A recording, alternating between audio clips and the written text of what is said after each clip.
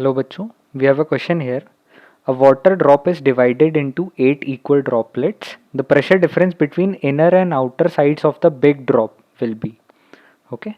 तो जो हमारे पास क्वेश्चन है उसमें एक वाटर ड्रॉप है जो 8 इक्वल ड्रॉपलेट्स में डिवाइड हो रहा है. इसका मतलब हुआ कि वॉल्यूम कांस्टेंट होगा. Volume is constant, right. तो हम कह सकते हैं कि volume of the bigger drop will be equal to 8 times the volume of a single small drop. Okay, so volume for a spherical drop will be 4 by 3, that is pi. Let's take here capital R cube and 8 times 4 by 3 pi into small r cube.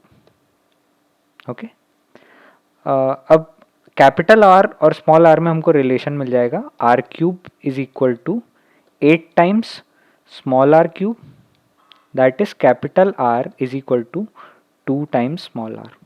Okay, ये relation हमारे पास आ गया है. अब pressure difference between inner and outer sides of the big drop. Pressure difference का मतलब हुआ एक्सेस प्रेशर. तो हम लिख सकते हैं यहाँ पे कि एक्सेस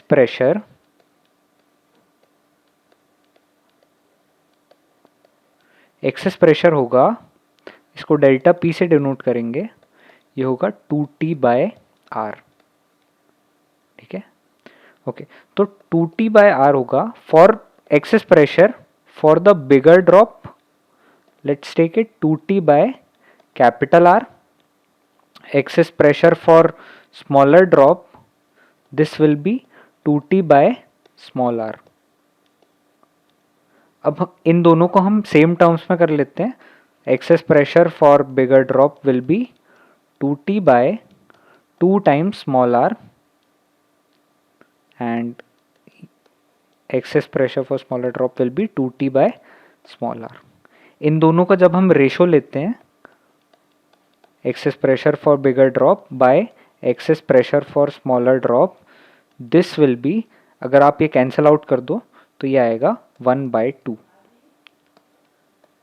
ओके, अब ऑप्शंस में से चेक करते हैं.